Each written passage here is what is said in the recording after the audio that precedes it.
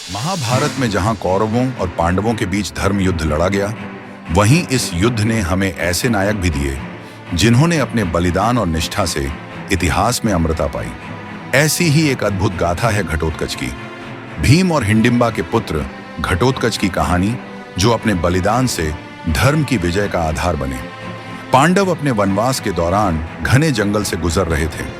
तभी उन्हें पता चला कि जंगल में एक राक्षसी हिडिंबा रहती है।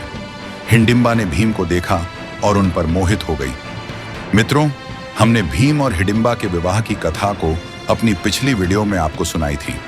इस वीडियो का लिंक डिस्क्रिप्शन में भी दिया गया है। अब हम घटोत्कच की कथा को आगे जारी रखते हैं। कुछ समय बाद हिडिंबा ने एक पुत्र को जन्म दिया। उसका सिर एक घड़े की तरह और बाल रहित था, इसलिए उसका नाम रखा गया घटोत्कचान। घटोत्कच बचपन से ही असाधारण शक्तियों का धनी था।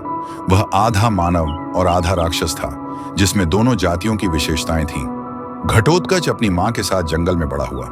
उसने अपनी जादुई शक्तियां और युद्ध कौशल को विकसित किया। वह न केवल शारीरिक रूप से मजबूत था, बल्कि अपनी मां और पिता के प्रति पूर्ण रूप से समर्पित था।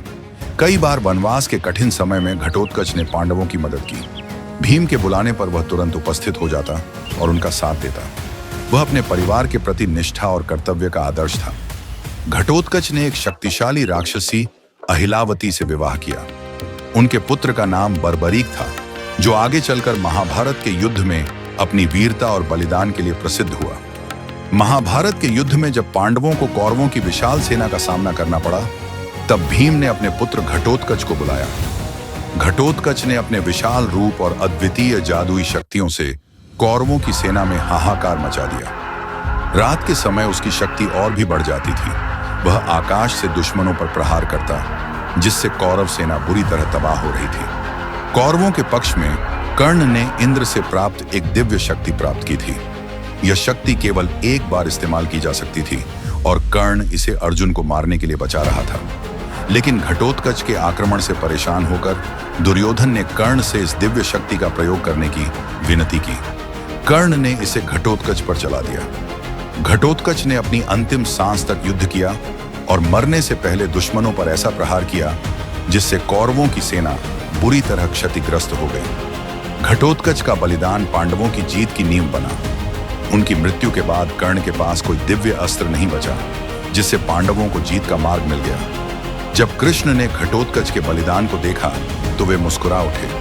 घटोत्कच ने अपने प्राणों की आहुति देकर धर्म की विजय सुनिश्चित कर दी।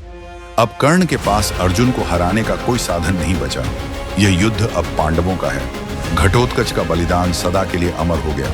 उनकी वीरता, निष्ठा और त्याग की कहानी आज भी हमें सिखाती है कि कर्तव्य के लिए अपना सर्वस्व अर्पण करना ही सच्चा धर्म है। घटोत्कच न केवल एक योद्धा थे, बल्कि वे अपने परिवार और धर्म के प्रति निष्ठा का प्रतीक थे।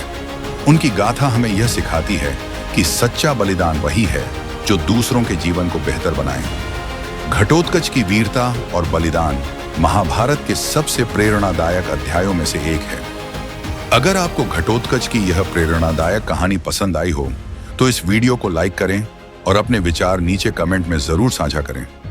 ऐसी और ऐतिहासिक और प्रेरणादायक कहानियों के लिए हमारे चैनल को सब्सक्राइब करें और बेल आइकन दबाएं, ताकि आप हमारी हर नई कहानी देख सकें। मिलते हैं अगली कहानी में। तब तक के लिए जय हिंद।